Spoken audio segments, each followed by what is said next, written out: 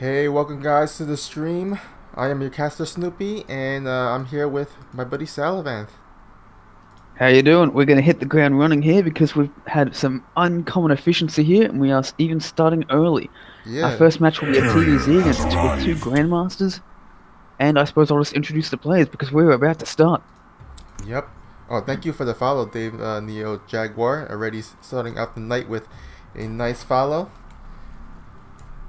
In the top left, representing Psionic Aftermath, is the Red Terran, the Grandmaster level Jin. Did quite well in the recent PsyX tournament. Oh yeah. I believe he beat Jardozer as well, one of our 5.8k Zerg, in fact. Did very well. Yeah, that's impressive indeed. And the bottom right, representing SttE, it is the Pink Zerg, also a Grandmaster. It is Hiron. So either way, we should see a pretty high level match from these guys. Yeah. Both of them are current Grandmasters. I believe Hiron is actually their highest ranking, SttE's highest ranking player, right? I think so, so I guess they decided to start out strong. Yeah. So they go. We do see a pool first coming out of Hiron before a hatchery, so I wonder if this is for safety or for aggression. Yeah, it's looking for some aggression. I mean, we've seen a lot of times where Zerg will go for an early pool. They get those like maybe 2 lings or maybe 4 lings, and they go like they scurry around the side of the map, try to avoid the Overlord, and then try to get the cancel on, or at least slow down the SCV building that command center at the natural. That sounds pretty smart because there are a couple of pretty short paths on this map. That Reaper's probably going to go around the left of the map according to our point of view, while the Lings could just go on the right and probably skip it entirely. Yep. Unless the Reaper stays home. So let's find out. Command center is going to go down. So we see a pretty standard opening from Jin. About as standard could be. Jin seems pretty confident. Doesn't need to cheese. Doesn't need to do anything fancy. As we wait for these guys to play out the match, if you guys don't know, this is for the ATL, which stands for the Alpha Team League. It is a, I guess, a best of 5 with the ace match. So there's 4 players that are predetermined. They have their it's like pro league style. They play like one game. They already have their set match, their set opponent, and they just play out one game. And I guess the first one to 3 wins, the first team to 3 wins actually wins the ATL match. And here we go, Jin with the Reaper poking in.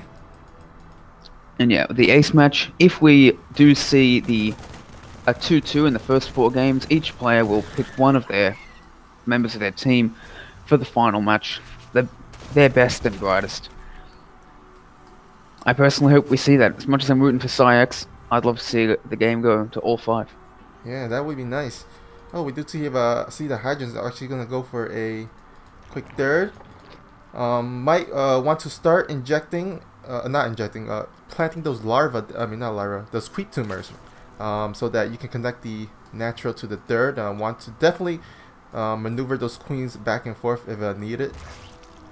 That definitely looks like what those queens are preparing to do right now, and yes, they are. Here we go. We do see the first creep tumor being planted down. So, for the Alpha Team League, here's a question for you, Snoopy. How far in advance do these players actually know who they're facing and what map they're facing them on?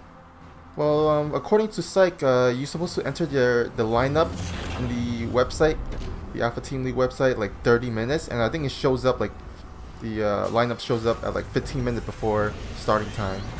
Alright, so these players haven't really gotten the chance to prepare for their match, but we do know who's playing ahead of time, so it'll be nice and quick.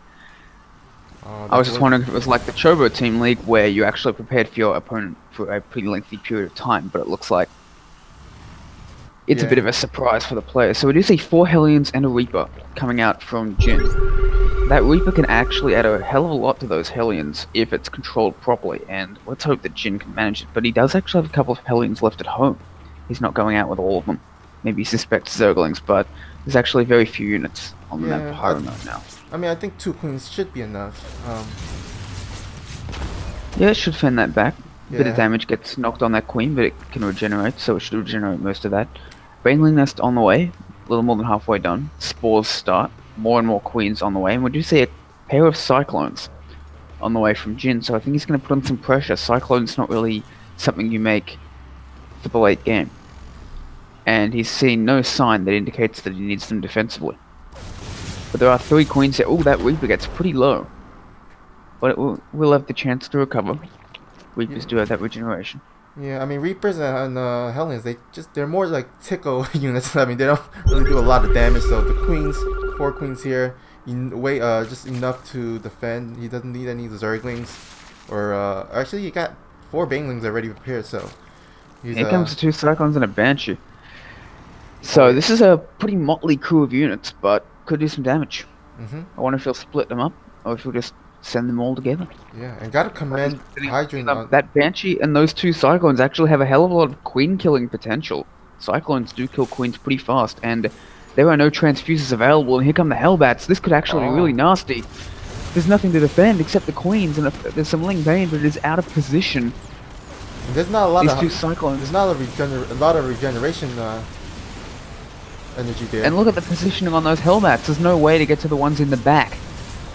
Oh, Banelings without getting shredded. Like, the first Hellbat goes down, but there's no more Banelings left. Oh, there's 4 or 5 more. Trying to kill the queens. Last queen goes down, and the Banshees start raining hell, but he will hold everything else. Yeah, the Spore Crawler is alive. Oh my god, it looks close. There's like only 1 drone maybe that went down during that fight. Wow, that was really good defense by Hyron. Almost got broken, but not quite. Remember the old Wings of Liberty philosophy, you want to have just enough units to not die. And Hyron's done that pretty much perfectly. As he's starting to get +1 Carapace almost finishing, getting a Hydrogen, getting 9 more drones. He'll probably want to take a 4th pretty soon. We do see some more Hellions moving out to get some harass done for Jin, but I don't see that getting much done with this Ling Bane already in position, as well as 3 queens. We see the Overlord creeps block at the 3rd, so he's gonna auxiliary mining units Jin is gonna actually take the other base. Smart. With this Hellion Banshee composition, he doesn't really have anything to fend off these Overlords, and Jin is going into mech, by the way. He's getting a Thor, he's getting a tank, he's getting Hellions. Jin He's got 3 making it happen. factories up while all this was going on. So we are going to see a mech game, that's for sure. Yeah. Gotta commend the Hydrant on this creep spread. I mean, it's spreading really rapidly in all directions. Yeah, especially when you consider that he was attacked, so he wasn't able to spread creep just unmolested. He's basically like, alright, I've held this attack, time to start spreading creep everywhere, and even more and more of it is coming up as we watch. Sending in a couple of Hellions just to get some creep tumors as they build, that they're not going to have enough DPS to succeed, just to scout what's going on. Scout the edges of the creep, scout for a 4th base. Sees none over at the right side. Probably does suspect the one at the left side, even though he hasn't seen it yet. And he is starting to take a supply lead, as well as a worker lead, so his macro is really playing well, especially because he's playing mech against Zerg, so being behind in supply is not where you want to be, and it looks like he's going out for some more pressure, but his army is mostly Hellions and Banshees. He's only got 1 Siege Tank, 1 Thor, so I'm a little worried for him here. More Banelings on the way from home. This is probably not the best time for Jin to attack, as a lot of Hydra's upgrades just finished. The Banelings. Yeah, that is also true. But there are no Hydrogen upgrades for these Hydras just yet, I don't think. Do they have Hydra speed? Muscular Augments, I think, finished just in time. Yeah, because Hydra range is just on the way, and we do have a couple of Medivacs full of Hellbats. So that's going to be interesting. Disguises the full size of the army and might be dropped, but it looks like Jin is backing up. Good counter attack here by Hiron. He's going to take out a few SCVs, but Jin still has so many. He's got 73 SCVs, he's got a 4th base landing, and he's got a 5th command center on the way. He's just macroing really hard right now. Oh. Look at that. He's just expanding like a madman. Yeah, I mean, Hiron needs to get a 5th base, he needs to get a 6th base. I think with mech, like the most of your units is gas intensive, so you have some extra minerals left over, and you can definitely plant down a bunch of command centers using those minerals. That's a really good point. That looks like exactly what Jin's doing. Oh. And here we go. No, not quite. Yeah. Posturing on the map. We've got 3 tanks, a bunch of Hellbats, and Thor. And we got Liberators on the way now as well. So this tank Liberator combo can be really devastating. But what I want to know is, what are these Hellbats in the Medivac for? Do you know? Oh yeah. I'm not a Terran player. Basically, when some mech player does that, when they engage, they go ahead and siege up the tank, and then when the units comes, the Zerg units come, they drop the Hellbats on top of the Hydra, Baneling, and Ling, and that actually does like basically their splash damage goes through at the center of the Zerg army. So that's pretty we might actually see that from Jin. That would be super cool. I really want to see that now. I thought it might have to be something like that, but I've actually never seen that happen.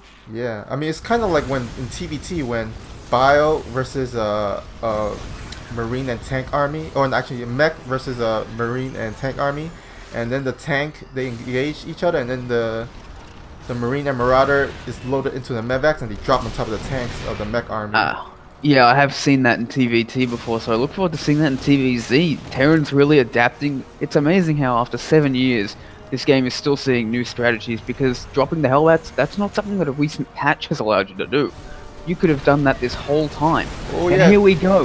The prong. And he's coming from 2 sides. Hellbats being dropped on the right. In the meantime, in the left, tanks being destroyed. But the back line is still up. Hydras are starting to thin out, but there's just too much, and Hiron is going to clean this up. All the tanks go down. Oh my god. 94 army supply to 57 now, and ooh, the swarm is coming. That's a big supply lead. This 3rd base has to be lifted. These SCVs fleeing for their lives against a swarm of Speedlings. But the Hellions will fend this off. Zerglings do not like fire. And will retreat to the main base. But it's now 55 SCVs to 76 drones. Suddenly, Hiron has turned this game around on its head. But he will lose these Hydras, which is exactly what Jin needs. Jin needs good trades like this if he wants to come back into this game. More Hydras coming in, a bit of a missed rally. They will be taken down, or at least one of them will. Both of them will go down. Hiron does have a 5th base, but hasn't been mining for a while yet, so he does have some poor saturation on his bases. He's got 2 half bases, main and natural, that are oversaturated. He needs to correct that. Yeah, but Jin macroing like a god, getting his 6th base ahead of the Zerg, which is pretty crazy. He's gonna run out of bases on the map soon enough. Planetaries are going up, 2 planetaries at a time. He's gonna try and take these expansions and defend them against the Zerg. But in the meantime, we do see swarm hosts coming out of Oh my Iron, which god, could be Storehouse. pretty strong. But there are already a lot of Thors out, but there are no Vikings yet. But there are a lot of Liberators coming out, so I'm not sure exactly how this will go. A few Hellions do go down to these first 3 swarm hosts, 3 more on the way, and these Hydras coming up towards the left. But if they take down one base, well, it's like whack-a-mole. It's just a bunch more to take out. Yeah. Jin Right. could use some sensor tails on that side of the map. I'd say he is completely out of position to deal with this attack. These swarm hosts are coming in, and he's going to attack from 2 sides. And this third base could be forfeit. Definitely forfeit. No amount of SCVs in the world can repair against that, and it will be destroyed in a matter of seconds. While in the meantime, these swarm hosts begin to trickle in, taking on tanks. Oh wow, Hiron is everywhere. I cannot keep up. Hydra's on the top side, dealing so much damage. 23 SCVs have already gone down. Liberators coming to the rescue, but already one of these bases is down, and he could go to the right if Hiron knows that Jin has taken another base. He might not even suspect that he's taken another base this quickly. I certainly wouldn't. Hydras and Swarm Hosts, the army of choice from Hiron, but he just has so much of it, and the Locusts are coming in. The Liberators unable to stop him in time. All of these Hellions are going down, and these are the buffers for these valuable tanks and Thors. The Hydra's forced to retreat away because of all these Liberators, but for how long? They will be coming back, and they will be coming back soon. Spire on the way, Ultra's Cavern on the way. Hiron getting all of the tech available to the Zerg. Oh, +2/+2. +2 ship weapons and +2 vehicle weapons on the way from Jin. But tech-wise, I'd say he is behind. Hiron is just taking advantage of this moment to get everything he wants. Yeah, definitely want to get all the tree branches and get any units needed if in case Jin does decides to go for different types of army composition. Oh, we do Jin have has a turned on these. the left side. There's a Ling run by, and there's no defense here. Oh no! That command is an orbital, and Hiron has been making use of this all game. These Hellions will be surrounded, and they will be killed. Jin not controlling them at the moment. So much to deal with on all parts of the map. This center tower does go down, and this base is gonna have to be lifted. No, more and more Hellions on the way. Oh, these some lazy ass But he's not Hellions. controlling them at the moment. Oh my He's god. worried about this much larger army on the right side. He Who's can't be suppressing everywhere them? at once. He's just one man. Baneling's being morphed right at the front. Awkward Bowler's engagement there. blast. Oh, and there's so many Hydras, and they're just gonna start killing these Liberators and Thors. This could be it. Yep. this Good could be art it. from Hiron. Banelings are coming in, but there's tanks and not even siege. GG. Hiron will take game number 1. Damn. Wow, what a game. Jin was just expanding everywhere, but Hiron's like, you know what? If you're expanding everywhere, you don't have the army to back that up, and just smashed in with the fist of green. That is Yeah. As we see in this graph, the army value is that was in favor of Hydran throughout most of the game, or at least the second half of the game. So SttE is gonna go up 1-0, and we're gonna go into our next map. Hiron showing that despite the nerf of the Hydras, they are still a very strong force to be reckoned with, especially once you do get those 2 upgrades. The Hydras have not been made any weaker, they just take longer to get online. Once they are online, they are still a force to be reckoned with. Yep, their upgrades were split in the recent patch, so I guess it was split into Hydra speed and Hydra speed and Hydra range. It used to be that if you upgrade the Hydra upgrade, then you get both of them at the same time, so it takes a little bit longer. While it is a tiny bit more expensive, the real big change has been made is the time. It takes just as long to get one of these upgrades as it used to take 2, so that's an extra 71 seconds before the Hydras can achieve their full power. Ah, I see. And our next match will be Kunamatata versus Divine. Kunamatata is a recent GM, gained GM just a few days ago, I think. Formerly a strong M1 for Psyx. Oh yeah, Now ascended to that golden plane. Yeah, Kumatada actually played in the last week's ATL, and he was the third game, and it was actually a pretty close. He faced against a Zerg player that went for a Roach, actually a Ravager rush. So he actually, it was a pretty close one, but he managed to clean it out and take the game. So it was a close one, and Psionic Aftermath actually won it 3-0. Very interesting, and Divine will be the player of choice for Stand to the End. I don't actually know about Divine, but I do know that Divine is a Protoss player, so we are going to see a PVZ.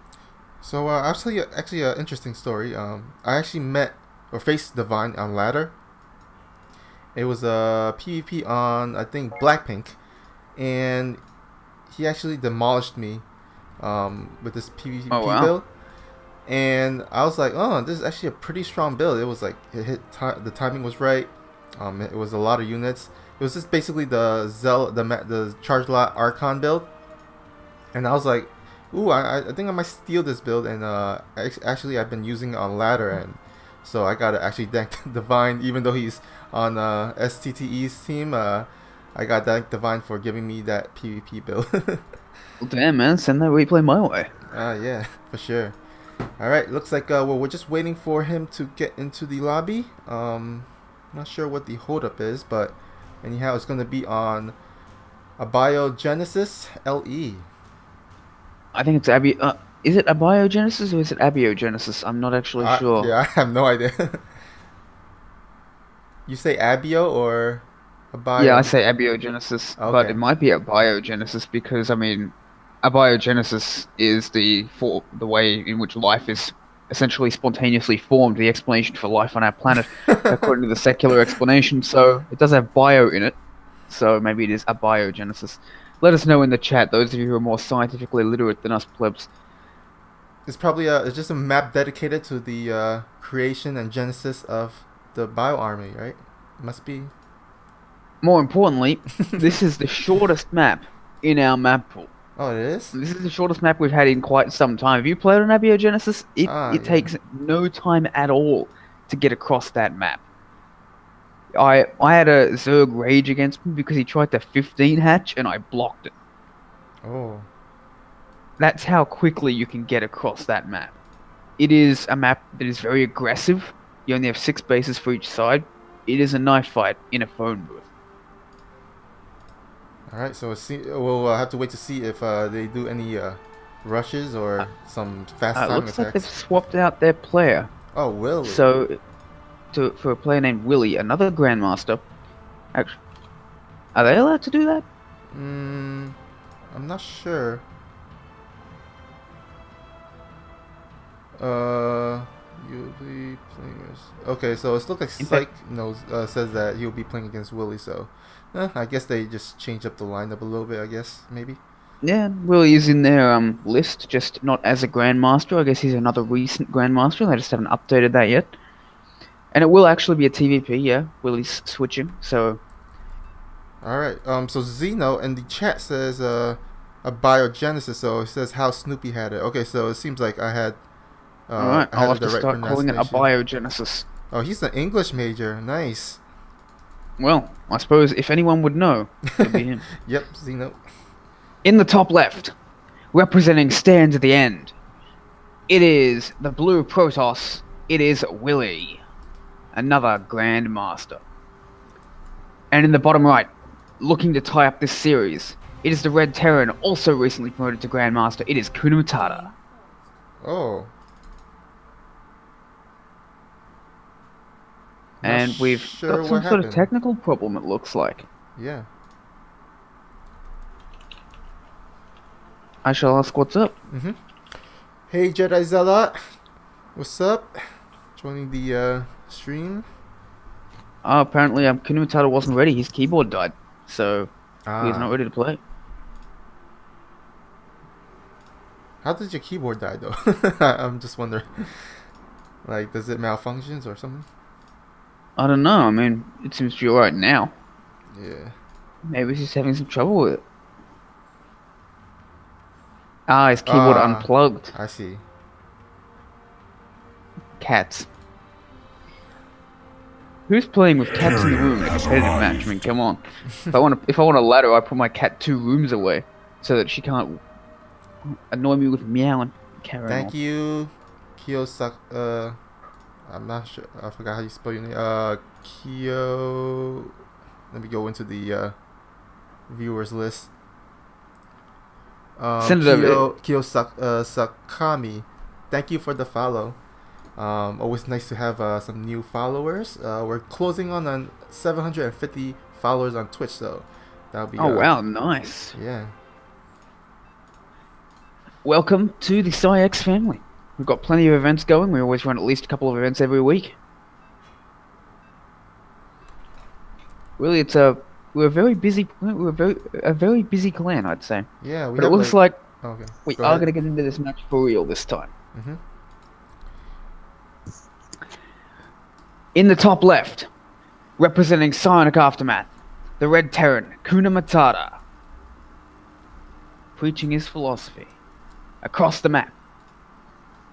To the blue Protoss, another GM.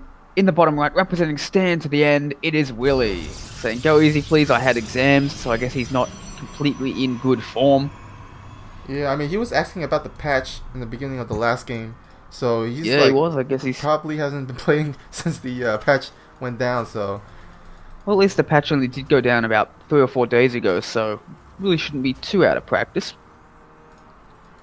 And we do see a gas first out of Kun Matata. Probably wise on a map like this.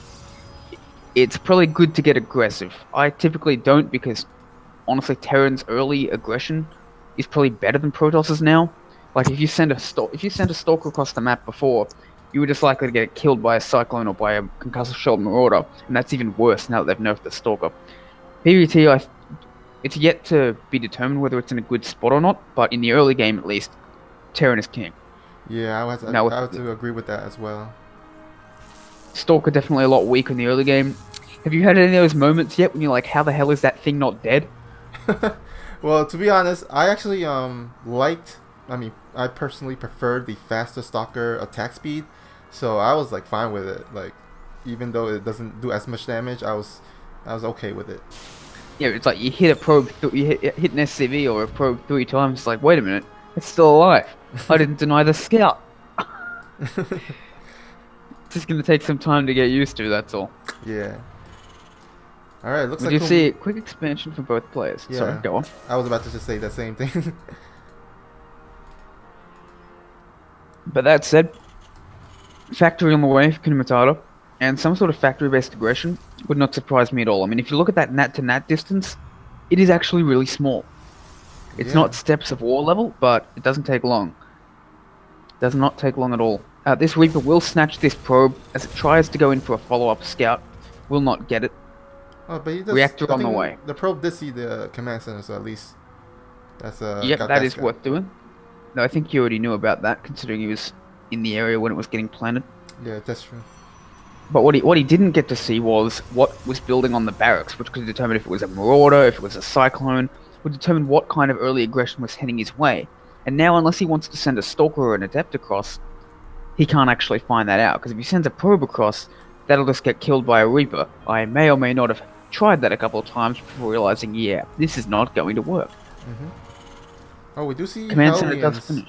We do see Hellions coming from Kuna Matata, so I've been hearing a few Terran players actually been doing this, and it's been working out really nicely. If you can catch the Protoss off guard and just like run into their mineral line and get some probe kills, that's actually pretty good. Although he's actually moving out with just a Hellion and a Reaper, so this is. I can tell you, Hellions can be pretty terrifying. Hellion singular, not so much, but there is actually nothing really to defend on. There is a couple of Stalkers here, so they should be okay. Stalkers aren't as strong as they used to be, but they're still perfectly okay with sending off a Hellion. And we do see a gateway coming up. The best defense against Hellions is SimCity, walling off part of that natural, so they can't get in. Yep. But we have a very fast warp prism coming out of Willie. Looks like he's embracing this map. Oh, and he's building a Dark Shrine. So, alright, let's be a little bit sneaky. Meantime, Kuna Matata does have a Widow Mine, does have a Hellion, does have a bunch of Marines. Building a Viking, which is going to be a great deal of help against that warp prism, especially since Dark Templar cannot shoot Vikings. Please get on that, Blizzard. Alright, so this observer is going to go into the natural of the Terran and actually going to see a bunch of Marines and a Widow Mine, so nothing to really fear. But it looks like, do we have an engineering bay? Oh yeah, okay, engineering bay is on the way, so Kuna Matata should have detection pretty soon. But it is not yet done, and I don't think Kuna Matata knows about this Dark Shrine. Yeah, He does not. He's got no idea. And does he have any scans? He does not have any scans. He's got none at all. This could be pretty nasty. Yeah, but I think the warp prism is wait, is okay, there we go. Warp prism on the left side of the map. 3 DTs warping in. Oh and man. This might actually turn ugly here. No turrets. He will have a scan in just a few seconds if he doesn't mule immediately. And there's one scan, exactly one, with the second one on the way. He's building missile turrets already. He's fleeing from that main base, trying to build turrets up. Oh, this Dark Templar is attacking the engineering bay instead of the SCV. It needs to be attacking. Single scan does go down, does get that DT. More missile turrets going up at the natural. He's giving up the main for now. Stim is going to get sniped. Oh, that's huge. Oh man, it does have a second scan. Will he take out any of these DTs? I don't think he will. They'll get away with the Warp Prism. Viking going to start fending off that Warp Prism, and while he does have a lot of Dark Templar, the turret is up. This will be fended off without crippling damage, and this Warp Prism going to go down. Oh, nice. The Dark Templar survive, but the Warp Prism is done, and he will have to Willie will have to retreat. There's one more DT in the main though. If he can scan the Widowmine can actually kill it. Oh, no scan. That still needs to be gotten rid of. More and more SCVs going down. He's like, oh no. And Will's taking a pretty commanding lead. Does have a turret up. Okay, there we go. Yeah. He gets it finished. And Widowmine. Oh. Nope. Willie, great reaction, sees it in time. Yeah. But he already has a third base up and mining. Let's see, how much workers went down? Okay, it looked like 10 workers went down during that DT harass. Yeah. It is 39 workers to 58 right now, but Kuna Matata does have a much larger army supply. So if he wants to move across the map, that would be good, but he doesn't have Stim, remember. I think he might just go for a 2-base push once Stim and combat shields are done. Yeah, that's. But Charge is already finished. +1 armor is on the way. Templar Archives is on the way. We already have Archons being made out of those DTs. This could be a bit of an uphill battle for Kuna Matata, I'd say, but he isn't building a third command center, so I think he does just want to go all in off this Stim and combat shield once it's done. That losing Stim, getting it sniped, was so devastating for him. Yeah, delayed it by a lot. I mean, this is probably the one time that Kuna Matata can actually kill him, because he is ahead in army supply, even though he's way behind in worker supply. So I mean, and he's scanned the army, and there's really not that much. There's some pretty powerful units in there, but the number of units definitely leaves a lot to be desired. So I think Kuna Matata sees this as like, alright, I'm gonna go for this. Yeah, he's getting concussive shells. Stim is about less than a minute away. Medivacs are coming out. 2 more on the way. This is his time. Yeah, he should be heading out pretty soon with those medivacs coming out. Yeah, he might want to wait for he might be waiting for Stim before he goes, but I don't think he should. I think he should just go across the map and trust Stim to finish while he's on the way. Oh, yeah, it looks like he's going to do just exactly as you say. Oh, look at that. DT is like... Okay, there we go. Cleaned it up. Will be killed instantly with that scan. He's pulling the boys, right? Yeah, he's pulling the boys. Oh, here we go. Oh my god, he's going to get caught off in the middle. You don't want to get caught off in the middle. No, Willie's doing it exactly how he should. But here we go. Ooh, oh my god, that storm. Those storms are brutal. Oh, brutal, beautiful. They are both. But a lot of these units will get sniped out. The Stim, the attack. He comes forward. Kuna Matata is moving forward and there's nothing left to defend for Willie. Is he going to do this? But all of this bio is so low. Oh my god. If Willie can just get on top of it, it will be devastating. But he can't. The storms, there's no energy for them. Archon being taken down. Kuna Matata going up the ramp. I think he's done it. I think so. So little health on this Archon. He's pulling probes and they're getting destroyed the second they come in. He's splitting up his units in preparation for the storm. The Archon goes down. There's only an Immortal and a Stalker left. There's no splash damage. There's just so much here for Kuna Matata. All of them are so low, but he can't finish them off. Willie doesn't have anything to finish this game off. He's building more and more charge lots, but there's just not enough. The Dark Shrine is going to be sniped, and he's going to go for the third and deal even more damage over there. Willie actually might hold, but he's taking so much damage in the meantime. Oh my god. And he's got even more units at the natural. Units at the third. The probes are being pulled off the line to try and kill this. They are going to succeed, but at what cost? It's going to take so long. More and more units going into the main base. Yeah, This Willie Immortal's has- so low and it's gonna get sniped. There's nothing but charge lots left. Charge lots are strong, but how strong are they? All of these units in the deep red and orange. But this tank is going to destroy these charge lots, doing a lot of friendly fire as well. But Oh, nice micro lifting there. off the units is Kuna Matata. Supply advantage, heavily in Kuna Matata's favor. It is 54, army supply to 23. Natural base does go down. Oh my, no energy on the High Desperately Templar. trying to hold, but I don't think he's going to. These High Templar get sniped. There's not enough energy for Storm. The Warpins just aren't enough to fend this off. More and more units being streamed across the map to Kuna Matata. There's 5 Widow Mines in the middle of the map. If Kuna Matata realized that he could kill this even faster. But all of a sudden, there's almost no mining for Willie. He's got 37 probes at that third base. He's only got 1 mining base. I mean, this is pretty much game-ending. This Oh, pylon, it's actually the Immortal. unconscious pylon. Oh, it doesn't actually go down. The Immortal takes it out. But Kuna Matata just has a massive lead at this point. Yeah. All of these probes are so low and they are desperate Oh and my they are going God. to get killed as well. It's 31 probes, it's 31 workers to 32. Kuna Matata taking a massive lead. But I don't think, yep, there it is. Well, It's GG's. GG. Kuna Matata taking his one moment to shine.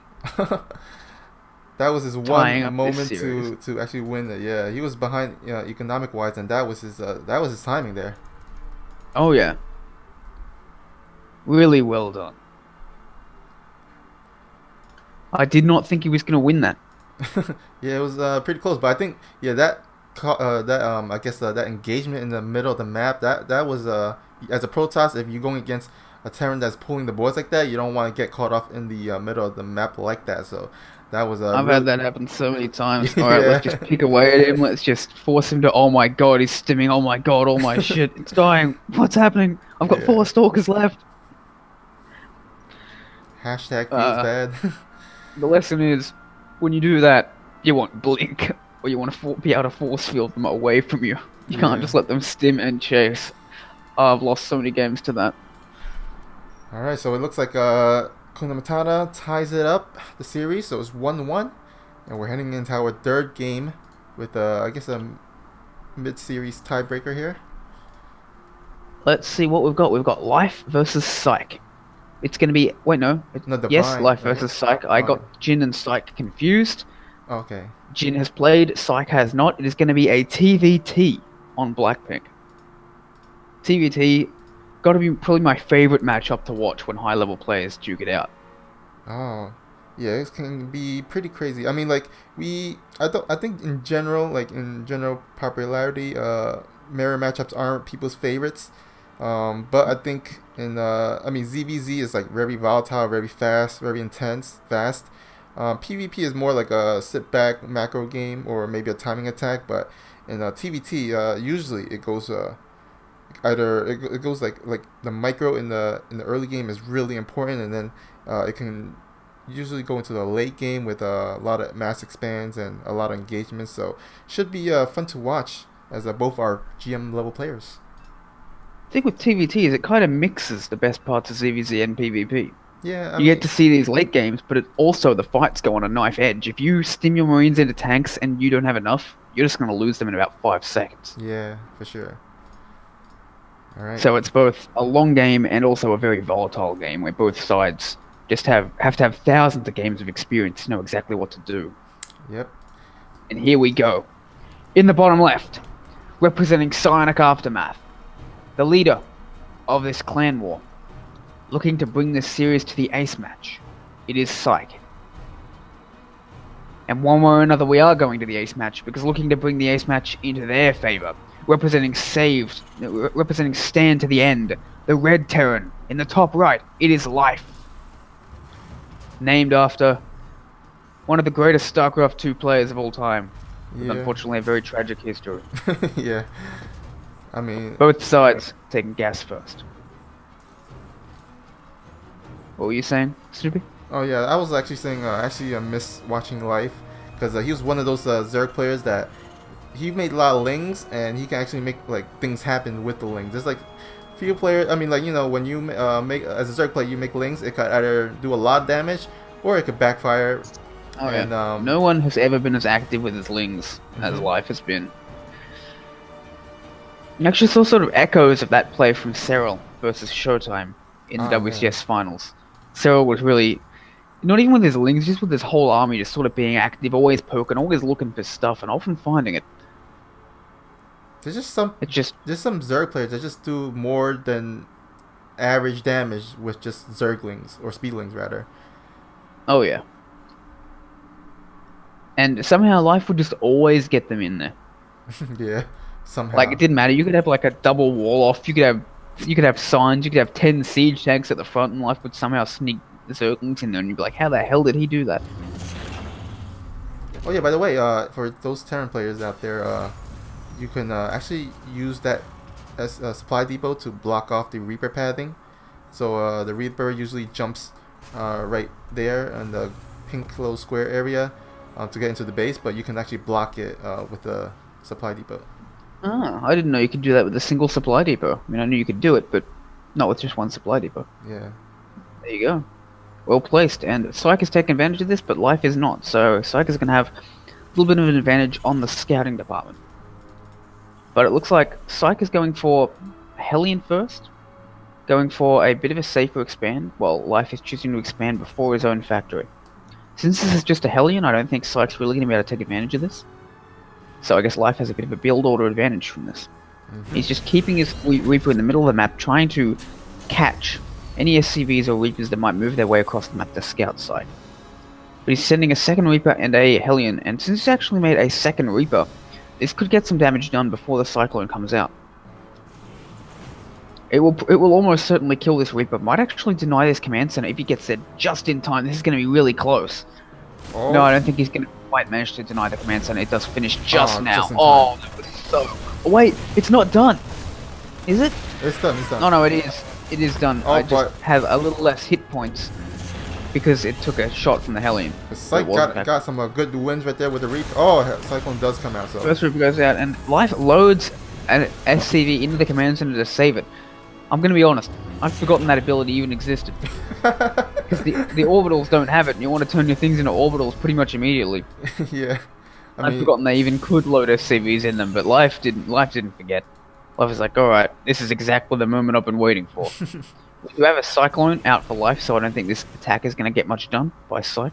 But he's going to take the advantage to get this Reaper into the main. Turret already up for Life, so he's preparing for some sort of early attack. And, ooh, we'll snipe an SCV. We'll actually look for a second one while two Marines go up to fend that off. He's just threatening with this Cyclone so that it takes longer and longer for Life to do anything. Oh, and a third SCV gonna go down. Wow. This Reaper getting a lot of damage done, and it's even gonna get alive. Oh, wow. Oh, but these Cyclones, they're hunting for it, they're looking for it, they are gonna find it. Boom. Goes down. But he went down with honor.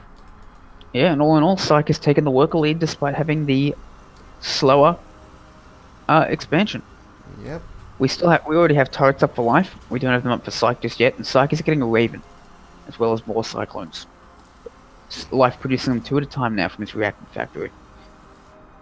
Oh, the three Cyclones of Life is gonna go in, but I don't think Psych will lose. Oh no, he's gonna snipe this Cyclone. Nice. Very well done. It's not attacking the weakest Cyclone, and that's a really good pickoff early in a TVT. Yeah, it looks like things have been going well for Psych this early game here. Let's yeah, like it's far from over. There have only been very small advantages, but Psych has been getting the better of them every time, which kind of bodes well for him later in this game. Yeah. Whenever the two have clashed, Psych has come out just a little bit ahead, and he's getting his +1 weapons a little bit faster. Yeah. Than So Life is. with the recent patch, actually the Hellions now have auto turrets again. So we'll see if this auto turret gonna be utilized during this fight, as he can put it down during the fight and it shoots really fast and does a lot of damage quickly.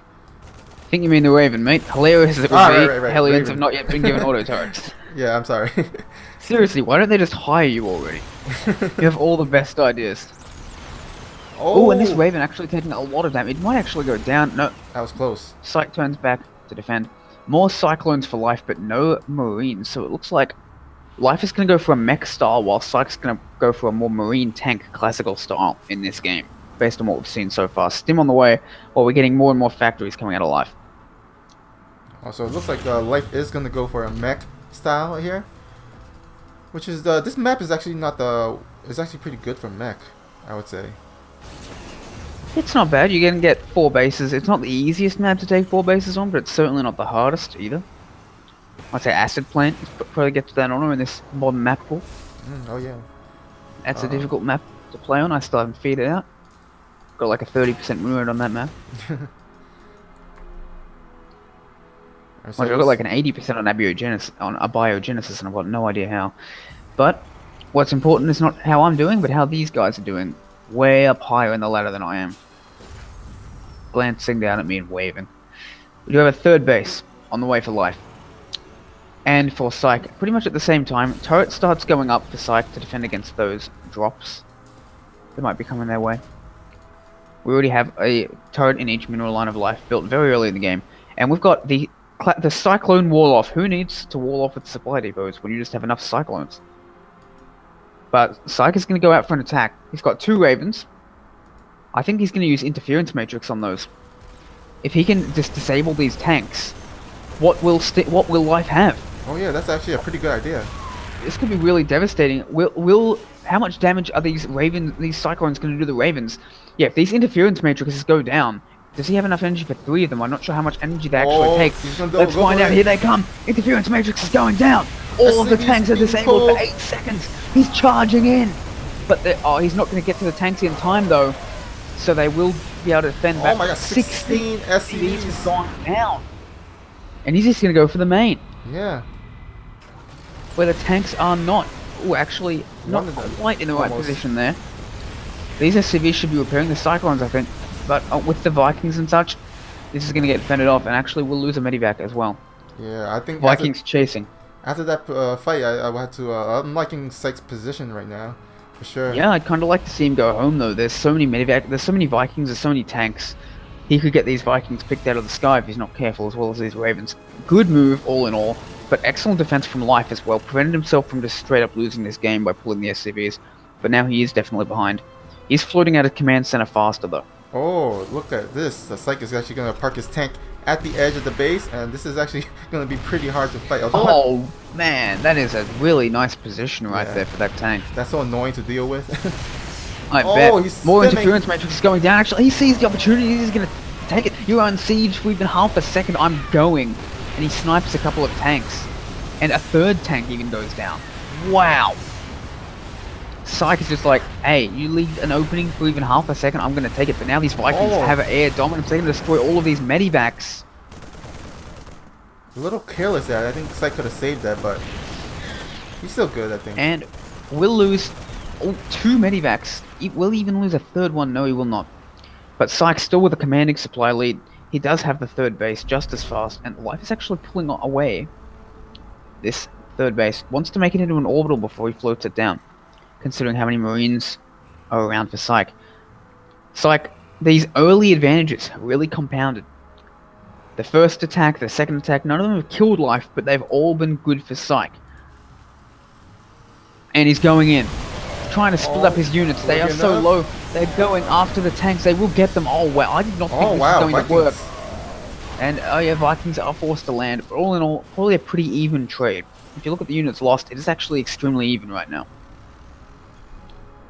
Yeah, I think 57 to 67 total, and then the resources is pretty much 6.5 for both players. But more importantly for Life though, losing this army has meant that the pressure is off. He can freely land this command center, turn it into an orbital, or even a planetary, if he feels sufficiently desperate, and start mining.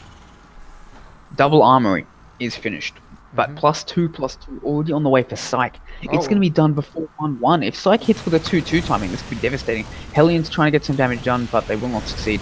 Auto turret fending that off. Killing 2 Hellions, wow. Again, everything Life tries just seems to get fended off. Everything Psych tries just seems to get a little advantage for him. Yeah, I mean, he was Psych had the watchtower, so that Marine spotted the Hellions run by, so that was a good map awareness from Psych. I'm trying not to be biased, but overall the Orange Terran is just getting the better end of the deal right now. It was a good defense. It's been good defenses by Life, and Life did get probably the slightly better end of the deal when he fended off that Marine push with those landed Vikings. That was probably good. That was good for Life, but that's really all he's had so far.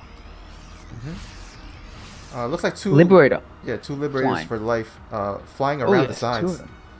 One looks like one's going to the main, one's going to the natural, and there's not even any turrets here to defend, so this could do a fair bit of damage. But this 2-2 timing I was talking about before, I don't see how Life is going to stop this. It's only got 2 tanks. Oh, but those Vikings, there's no more interference matrices. These are actually one-shotting the medibacks. Psych needs to go now, and he does. Good splits on that bio. He's actually anti-timing himself. He doesn't have 2-2 finish, but I don't think it matters. Yeah. He just takes out all of the tanks, and with that, look at all of these SCVs. They're retreating, but there's nowhere for them to run. Oh, They're man. all getting taken down, and there's now Psych again with the worker lead, despite losing 12 SCVs on the other side of the map to these Liberators. But it's just not enough SCVs. damage. Psych now almost doubling the supply of life. He's going to go in. I don't think he should, though. That bio is so low, and these tanks are in a good position. And he's not going to go in with all of his forces, thinking maybe he can sneak around, but Life defends. But the problem with Life is, how is he going to take his third base again? Yeah.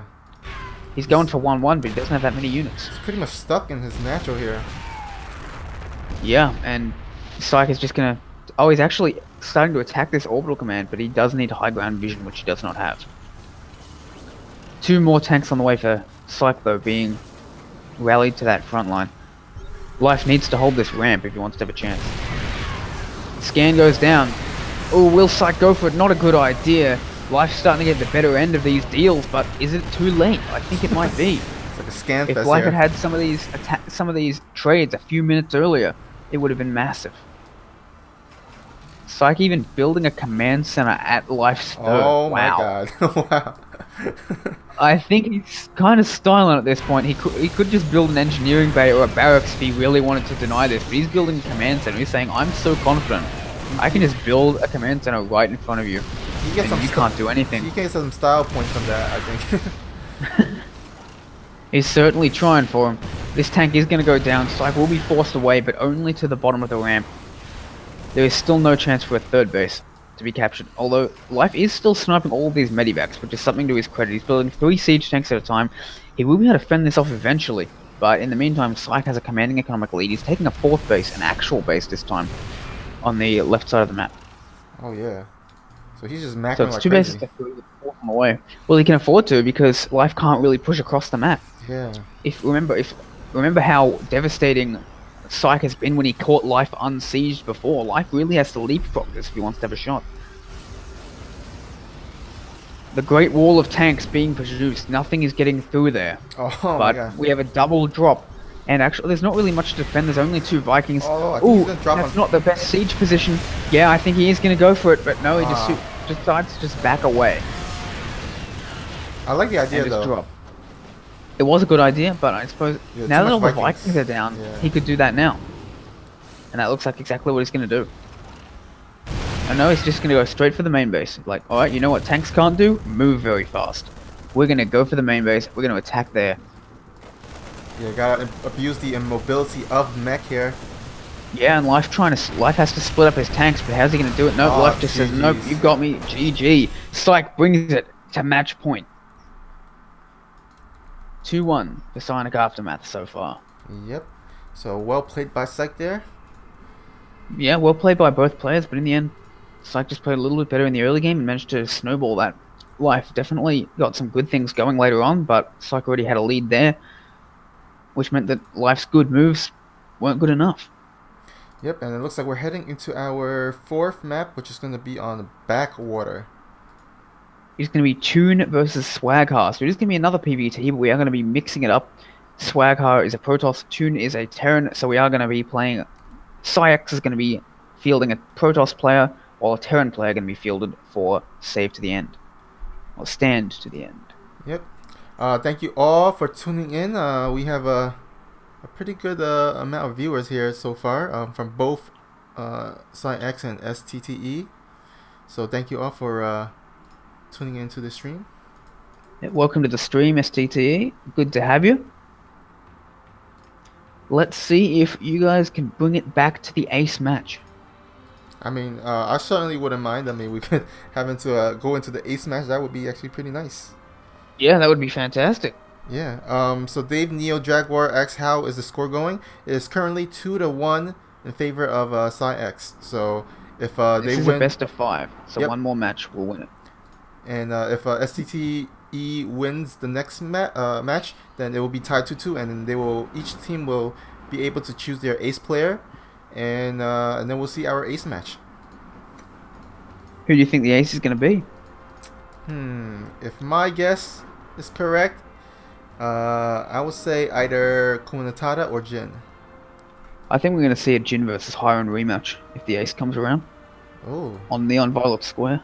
Yeah, that was actually a pretty good game, so I wouldn't mind actually seeing that. I'd certainly put Jin ahead of Kunatada. I think Jin's definitely going to be the ace, and Hiron was the only one put down as a Grandmaster for Stand of the End, although obviously at least Divine and Life have gotten GM at the beginning of this season, but it looks like Hiron just has a bit more experience in that Grandmaster level of play. Alright, so it looks like... So I think we are. Go on. Oh, sorry. It looks like our last player, Swagheart, Sushi says he actually needs a few seconds, so that's probably why there's a little bit of a hold up here, so bear with us for just a second.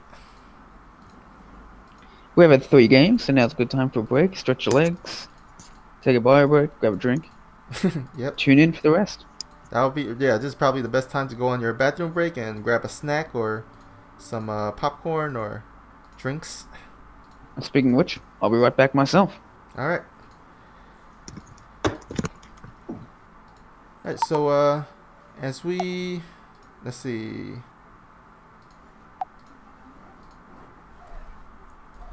Okay, so it looks like Swagheart is in the game.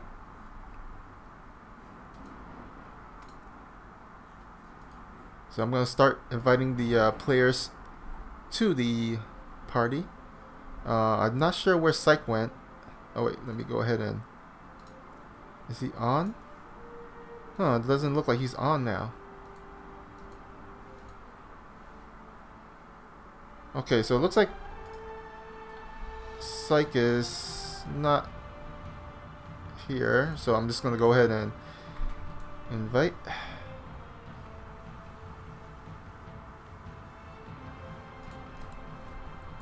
Let me go ahead and ask who's the lead of SttE. Oh, actually, I can just check it on the ATL website. I think it is still Fred. I'm not sure who that is, so I'm just gonna ask.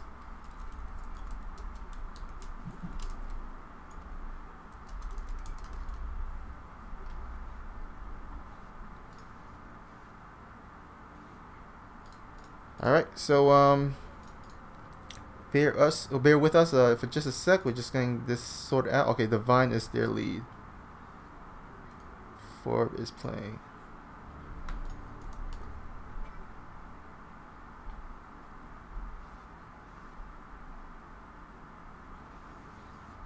I don't see Forb, so...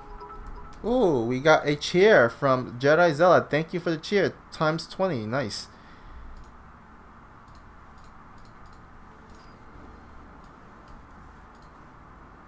Alright, so I'm just going to go ahead and pass him the lead. And we actually might want to get Salivant in the party as well, so we don't forget him. Just gonna...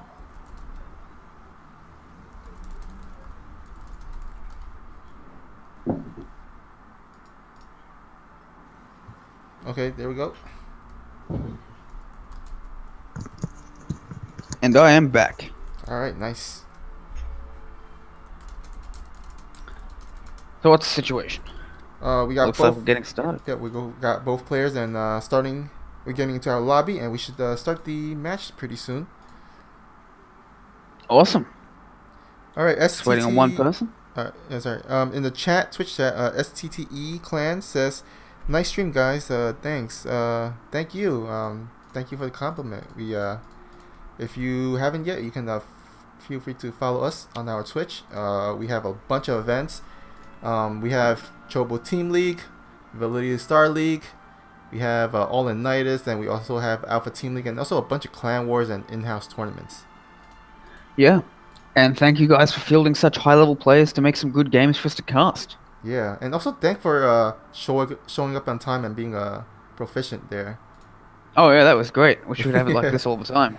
Yeah, we have in the past we have a good amount of times where the other clan is like they're just like late or they don't start in time, and so this. To be fair, this is the Alpha Team League. You expect a little more than from friendlies. Yeah, that's true. All right, looks like we have both players ready to go. Both players are Masters players, so not GM, but still high level. As I believe they're both Masters 1, are they not? Yeah, I know yeah, Swagcar certainly isn't, so it's Phoebe.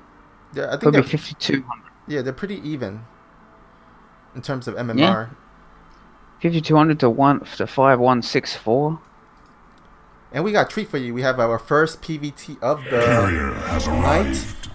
So that's. Is it? Didn't we have a TVP earlier? Don't think so. I believe we did on Abiogenesis. Yeah, we did on Abiogenesis. Okay. Remember Kunamatara did that 2-base all in after the Dark Templar hit? Yeah, my mistake. That was a great game. Alright. Thank you, B-Bob, for the follow as we head into our 4th game.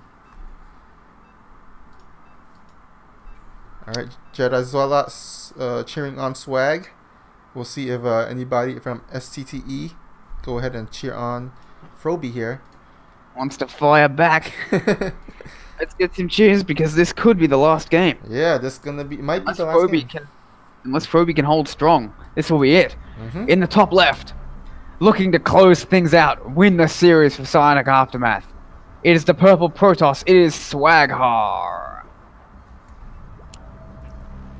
And in the bottom right, trying to hold on, stand to the end, standing to the end as with his clan's namesake.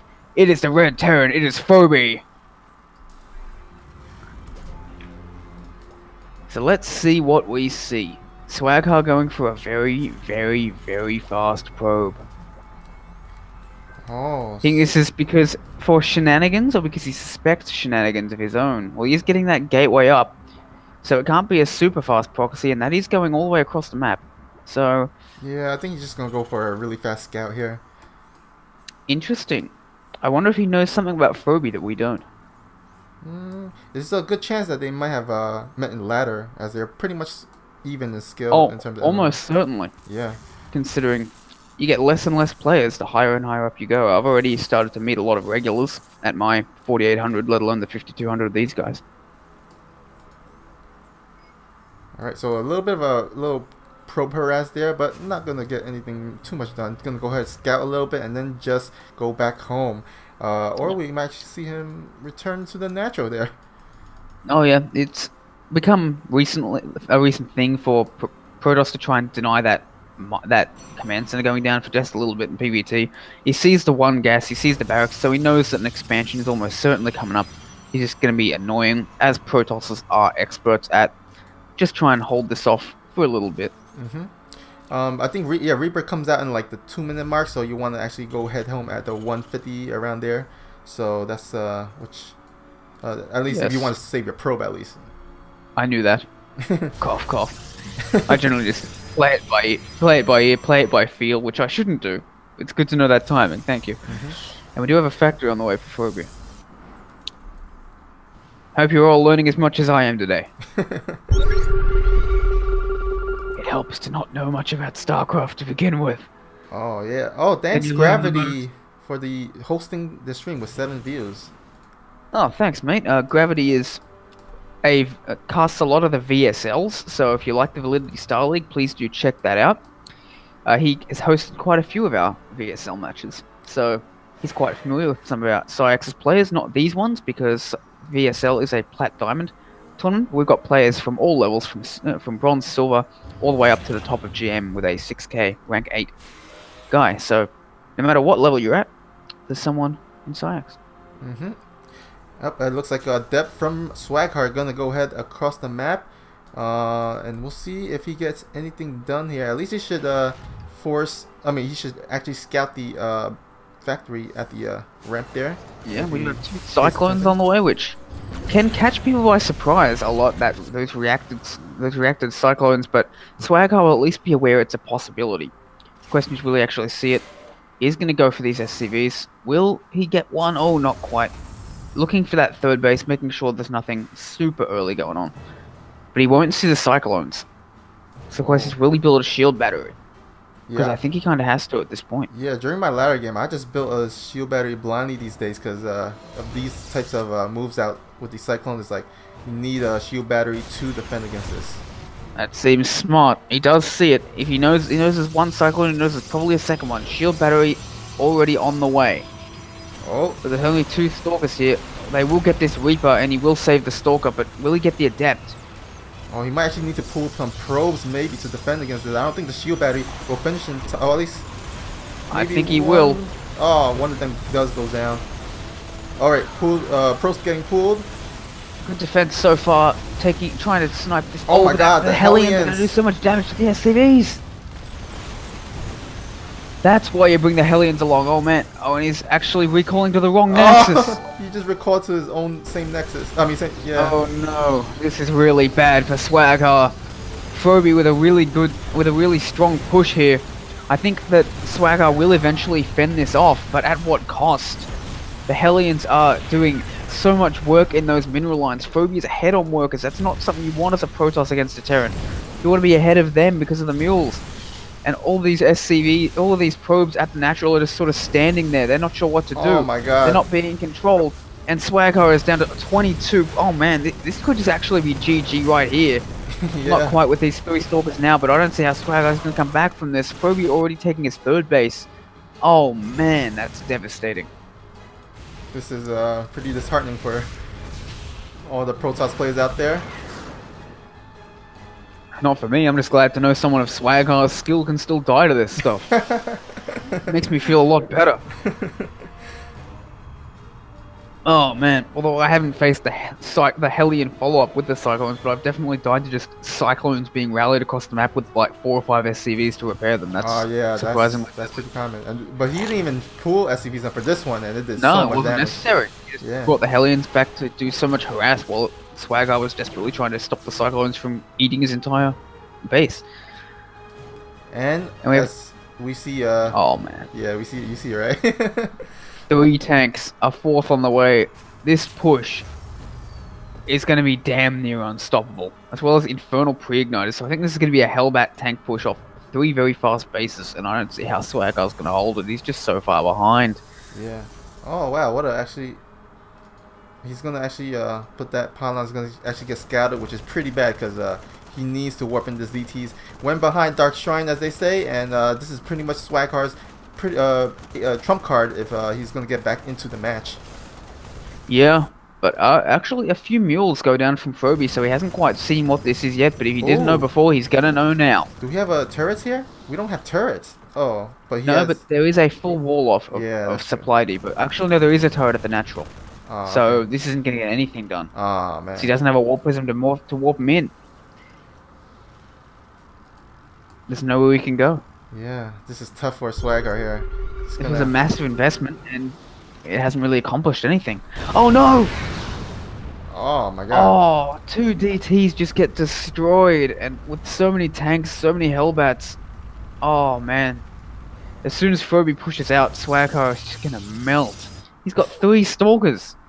And a Dark Templar. Yeah, that's his army. That's all he's got. 12 supply army to 40 right now, and it's a matter of time when Phoebe pushes out, I think. Yeah, he's getting +1/+1, but he doesn't even need it. He might not know exactly how ahead he really is, or he's just playing it a bit safe.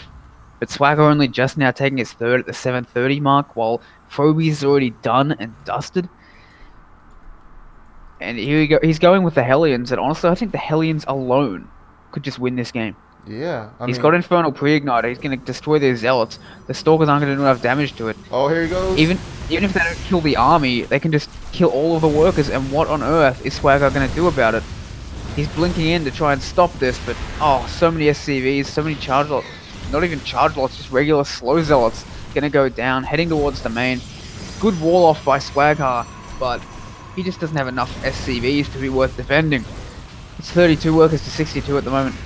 These last Zealots are going to go down. The Hellions will get cleaned up, but again, at what cost? And Phoebe has now seen the lack of units for Swagger, and he might just go across the map with this 6-tank army. Building smart servos so we can transform those Hellions to Hellbats faster. Oh, that's actually pretty nice. Yeah, they transfer really fast. Furby just does not want to screw up this game, but he's definitely got the edge and he should push now. Yeah, I don't see how anyway Froby loses this unless he gives him he loses like 2 or 3 big battles, but I don't see that happening either. No, I just don't see any way that this army of Furby can win. Like, if he moves across the entire map, maybe Swagger has a chance if you just move commands into Swagger's army. But like, even if Furby sacrificed this whole army, Yeah, it's still slightly ahead. Because just his reinforcements would be enough to deal with this little ball of units from Swagger. So, Furby with just a massive edge in the early game. Almost destroying Swagger outright with their Cyclone Hellbat. We're going to be going to the ace match very shortly. Okay, I like. And oh man, it's going to be exciting. I mean, I know Swagger is pretty down in the hole in here, but I do like his maneuvering here. At least he's trying to slow down the tank push as much as possible, buying as much time as he needs. But man, I don't know if that's gonna be enough here. Oh, these are the DTs sniping. Oh, it won't get the tank. He's definitely an honorary member of Stand to the End today, because that's exactly what Swagheart is doing. He is not giving up, even in the face of overwhelming odds. He's gonna fight to the last. He will not give up until every last unit has been destroyed. Yeah. Ooh, get some splash damage on his own tanks, but there's just so many that it does not matter. The Hellbat's retreating. The charge lots are dead, the Archons melt away, and Furby will move in with his inexorable ball of tanks that cannot be stopped. Yep, it looks like we're about to head into our ace match, so this is going to be exciting. We'll see who both teams choose as their ace player. I'd like to see a rematch between Jin and his opponents. That is GG. Yeah. Furby will take it. Yes, Jin and Hiron. That would be a great match, especially on Neon Violet Square. It would be great to see Jin go mech again. Freaking Hellions, says Swagger. GG. Yep, freaking Hellions indeed. And we are going to the ace match, my friends. Right. This should be good news from definitely everyone from Save to the End, and I think a lot of people on Psyx as well, because we would like to see this final battle. Alright, so we're going to go ahead into the Pac-Man map, as I like to call it. I think it's more of the snake map, because you send all those Zerglings and they go like a snake through the... Yeah, that's true. Either way, it's some kind of arcade game. Yeah, it looks so much like an arcade game. It's one of those machines that can play a bunch of different games at once. Alright. Well, not at once, but consecutively. Alright, looks like Kuna Matata is going to be our ace player. And we'll see who is going to be SttE's ace player now. As they about to choose. Looks like they're sending in Kuna Matata, which is an odd choice, because I would have thought Jin would have been the stronger Terran for them to send in. No disrespect to Kuna Matata at all, but he is a new GM, and Jin is a much more experienced GM with pretty good pedigree of competition. Yeah, I mean, when we were making our predictions earlier, I was saying I was predicting either Kumatata or Jin. I think one of them.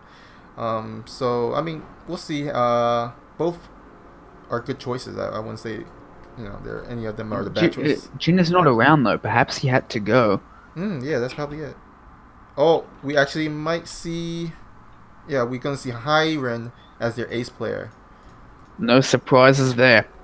Hiron is their original GM. The best player on their team. So we did see Hiron play against Jin, which was another ZVT. So we'll see if Kuna Matata has better luck against Hiron here. Yeah, it's going to be interesting.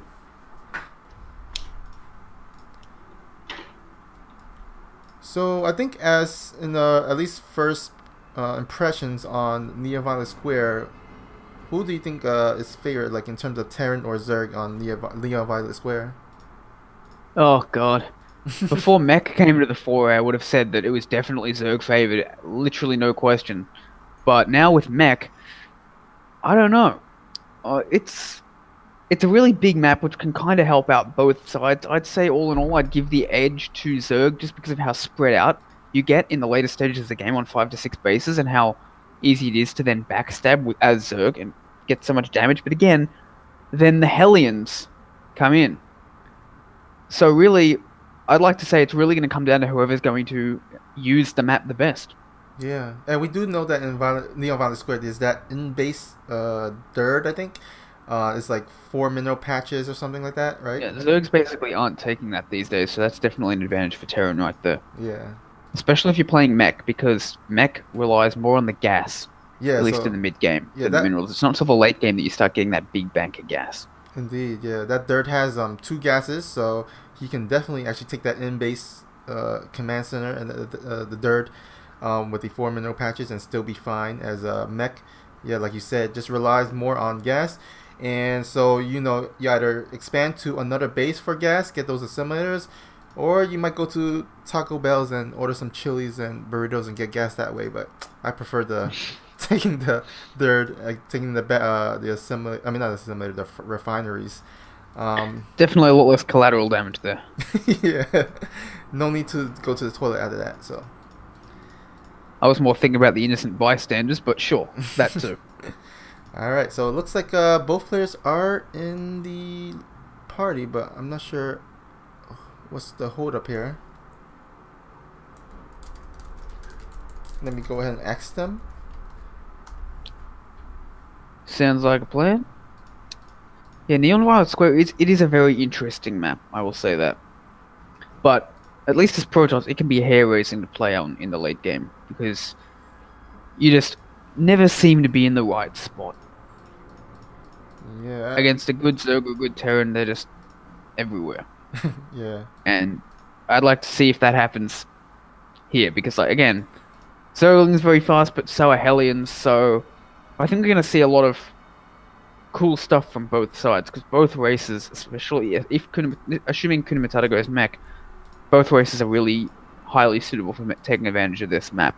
If Kunamatata goes bio, I'd give the edge to Hiron because of how big this map is, how difficult it is to push across it with a bio army. Very easy to get into those Ultralisks, which bio has so much trouble against. Oh yeah, Ultras, even though they don't have the extra armor, they still strong. No, yeah, they're still just. They just completely force you to change your composition as Terran if you're playing a Bioforce. Gotta get those Marauders, gotta get those Liberators. And that's really when the game starts to shift and really doesn't shift back into the Terran's favor unless you're a very strong player with a good Ghost Liberator control. And Ghosts are so hard to control that even a player of Kunamatata's level might have trouble with it. Yeah. Seems like both players are around the 5.4 MMR, so pretty even match. And looks like the countdown has begun, and we are heading into our ace match here. This is gonna be interesting. Yep. I gotta say, I'm kind of nervous for Kunamatata, but I really want to see what he pulls out. Alright. So in the standings of the ATL, Psionic Aftermath is currently up, is currently 2-0 in the standings. SttE is down 0-2, but looking for their first win. So we are about to see if they can get their first win. Looking to get their first win on the board in the Alpha Team League, representing Stand to the End, brought back from victory over Jin, looking to take out Kunamatata as well. It is the Red Zerg, it is Hiron. And in the bottom right, looking for revenge for his fallen Terran comrade, the recently ascended Grand Master, the Blue Terran, Kunamatata! This is going to be one hell of a game, I can feel it. Yep. TVZ is always a fun matchup to watch. There's a lot of action that usually goes on, so love seeing what I guess the intense part of the match. These players are both great. They both won their match. They both did it in a pretty action-packed back and forth game. Oh, you see actually a pull from Hiron, so interesting. What's he's up to? I'm wondering. Probably the same thing he was up to against Jin, actually. Remember, he did that in his first game as well, so I think this is just how Hiron likes to open up. Ah, yeah, he did go for the few links and went around and did delay the command center, not by a lot, but just by a little bit. So, yeah, it looked like he's going to do the same opening as that first game. Going to be a lot harder on Neon Violet Square, though. Again, that map is just so big. Yes. I know I'm belaboring this point, but I really do want to, like, look at that map. How do you get across it? It's so, so difficult. And you gotta go through that little mini squares too, so. Exactly. Alright, looks like Dave Neo Jaguar in the chat rooting for SttE to win this ace match. Do we have any... Oh, no, Gravity is cheering on SttE, so we have both clan members cheering on their clan. Yep. I like the spines on this Overlord. Like a Stegosaurus Overlord. Take a look at that. Oh, yeah. Wait, is that... Is that the new skin or something? I think so, yeah. Oh, nice. So cool. Why would an Overlord need spines? Couldn't they just weigh it down? Maybe it's their like version of a mohawk. Yeah, that's probably it. It's there for intimidation fact. This is a punk Overlord. He doesn't give no fuck about no Vikings. He's into rock music, metal, heavy metal, yeah. Exactly. A new, darker, edgier Zerg for the modern times. Alright, we do see a delay on the command center, so nice. Oh, he could have actually delayed. Yeah, I was wondering if he was gonna do that, put that Zergling underneath the factory, but does not get there in time. This SCV is still running from the Zergling, but the Reaper will save it. This command center being denied for actually a very long time. Oh wow, this SCV goes down. This is a really good opening from Hiron. Look at that, it's 3 minutes in and the command center is not yet done, and the third is already on the way for Hiron. Oh, excellent start for him. Yeah, definitely. We do have the Hellion stun to be pumped out 2 at a time. Oh, Ghost Academy. Do you know? You know what this? Were you casting with me when this build was done? I think it was by Kuna Matata. I don't think so. All right, so I'm going to tell you what this is. Right, this is a Ghost Hellion attack which uses ghosts to snipe the queens. Oh wow. Okay, I and see. It completely destroyed 2 Terrans in a row in an all-kill friendly. When I saw it, it was amazing. We're going to see this here. Okay, so looks like there's gonna be some crazy shit coming down pretty soon. Hellions kill Lings, Ghosts kill Queens. Together, they kill basically the entire early game defense. And Zergs generally rely on Queens for this defense. So he's gonna try and take out this 3rd base with this Hellion Ghost combo, and I'd like to see how this goes. And also bodes well for the late game. Remember I was talking about Ghost control? Well, I'd forgotten that Kuna Matata definitely has it. Yeah. Oh, it's pretty nice that he Kuna Matata actually whittled down the hatchery life to about 60% or exactly. Yeah, so now it'll be easier to take it down with these ghosts. He's gonna go for the snipe. Oh, takes out the first one. Oh my god. Goes for the second one. And now what's he gonna do? There's only one queen there. Baneliness, Hero Chamber on the way. These Lings can't go in or the Hellions will destroy them, and that hatchery is already at 50%. This is just such an unexpected build that it completely catches most Zergs off guard. And here comes the second Ghost, and he will have energy for 2 snipes by the time it gets across the map. Queens too. Oh my god, that's so. And here comes number 2. Not quite yet. And and that was with the energy one. So exactly, he's targeting those ones down, and he's starting to get a supply lead as well. He's going after this hatchery. It's at 400 health. It's in the red. Oh my god, he's just gonna turn on these. He's just gonna turn on these queens. There's so many Hellions that it doesn't matter. The Zerglings coming forward, but again, they cannot engage. Oh, they're making Banelings now to try and take this down. Another snipe. Double snipe. This is snowballing. This hatchery's 250 health. It's at 1/6. It's so low. Yeah, I mean, 3rd command center on the way for Kuna. Oh my god, another snipe. Yep.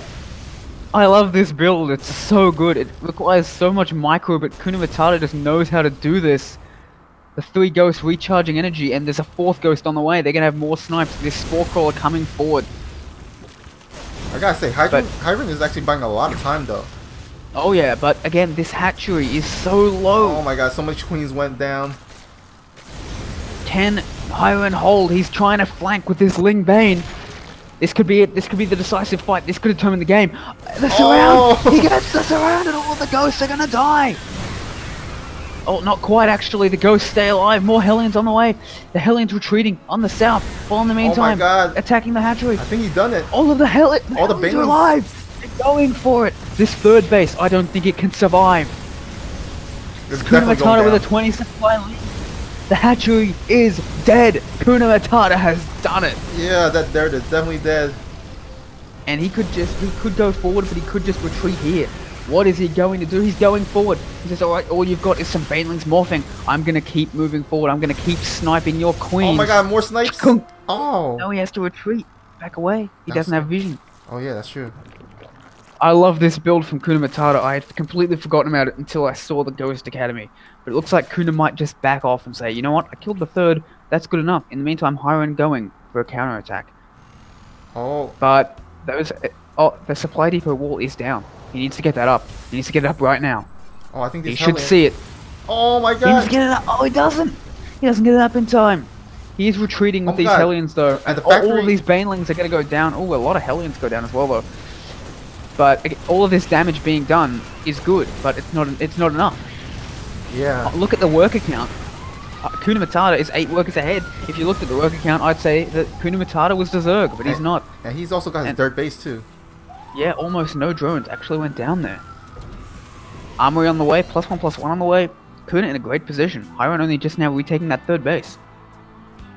Taking a lair, taking another Evo chamber, but all in all, Kuna is in a massively ahead position. Damn. He needs to resaturate that main... Well, actually, he needs to get that third base out, which he's doing now, because he's massively oversaturated his main, his natural. Yeah. And there he goes. There go the SCVs to start mining. So, good start for Kuna Matata so far. Let's see if Hiron can come back into this game. So far, he only is sticking to Ling and Baneling tech, which is not the best for Zerg at this stage of the game. He does get his +2 on the way, I think. Yeah, he got. There is one thing to Hiron's credit. Ghosts are not very useful against Terran and against Zerg until Hive tech. Unless he's sniping Queen, there's really nothing good to snipe. What are you going to do? Snipe Banelings? That's just a waste of time. Oh yeah, that's true. And the EMPs aren't going to do anything unless there's Infestors or something out. Against Hydroling Bane, they're not going to do anything. So, Kuna Matata, this investment of Ghost has definitely been worthwhile considering what he managed to snipe. But it's not going to keep paying him dividends. This Marine Ghost Hellion army is not really that strong, especially given how low these Hellions are. So, Hiron's not completely out of it yet, but he's definitely on the back foot. I mean, I actually wouldn't mind seeing, this might sound crazy, but Kuna Matata going for a nuke or something to make use of that Ghost. I imagine he will later on in the game, but in the meantime, he's like, you know what, I've got a big supply lead. I'm just going to push. Kuna Matata's done this often enough that he knows he's ahead at this point. He knows what he can get away with and what he can't. I suppose he could try and snipe some Overlords. But the thing is, sniping Queens only works if you're on the other side of the map. So Kuna's just like, you know what? If these ghosts are only effective on the other side of the map, I'm just going to go on the other side of the map. Oh, almost got that Queen so low. Forcing that no mining at the third base. Oh, and that siege tank. Oh, man. In a beautiful position. Oh, man, I don't know how Hiron's going to hold this. I think Kuna Matata might have done it. Yeah, I mean, he's doing the pre-split too, so... And he is sniping some Banelings, actually. Who's laughing now? Those Queens so low, they are transfusing each other. Alright, I think this dirt if you can get some snipes on those Hydras, that would be really good. Oh my god, these snipes are crazy. Yeah, Kuna Matata's just backing away towards his siege tank every time Hiron tries to go in. He's up 50 supply. And it looks like we might be seeing the battle any second now. These Banelings are morphing at the bottom there. He's going to try and flank. Hiron goes in. Good Baneling connects, but they're not good enough. 60 supply up for Kuna Matata. Hydra's being a bit misrallied. Hydra Bane is all that's left, but there's only a couple of Hydras and a handful of Banes. Kuna Matata is pushing forward, trying to push through that small choke. Good splits by Kuna. He's pushing forward. The Hydra's going down. The Queen's forced to retreat. They're transfusing. They're desperately trying to hold on. And GG. But GG. Kuna Matata takes the series, winning 3-2 for Psionic Aftermath. With an unconventional but very effective Ghost Hellion push. Yeah, that was a nice build there by Kuna Matata. Wow. Damn. I'm sure some Terran players are like having some ideas. Oh yeah. If you're a Terran, try stealing this build. Yeah. Your Zergs will love you. Alright, so congrats to Psionic Aftermath for taking the series 3-2. It was a close one indeed. And thanks to SttE for giving us a really close series here. It was a great series all in all. Had many great games. All in all. Mm-hmm. All right, so that shall conclude our ATL match for today. And I think next week we will be facing Inspiration, I believe. Yep, All Inspiration. That should be on February the 8th, unless there's some changes. And also, 1 week from today, we are having our Psionic Aftermath Pro Series that will be featured on Africa TV. And it's going to be Huohu versus Kuna Matata. So, if you liked Kuna Matata's TVZ, tune in there because we're going to have up to 9 games of it against Hyohu, one of our a Japanese player, I believe. Yeah. Who is a top master / grandmaster, just like Kuna Matata. So it's going to be very interesting, and I think we're going to see the Ghost Hellion build more than once. Yeah, and that's going to be a $50 prize pool, so tune in for that. Any last words for our viewers you have? Thanks again for showing up, especially those from Stand to the End, showing up to support their team. It was a great effort, even if it didn't quite work out at the end. And please do follow if you liked what you saw, because, again, we do have events coming every single week. In fact, we've got our MVP Cup tomorrow at 2 p.m. Eastern Time, where we're going to see some of the best of PsyX battle it out. And I think several of the players you just saw will be there, battling it out for that $30 first prize and $10 second prize. Yep. All right, guys. Hope you guys have a great night, and we'll see you guys next time.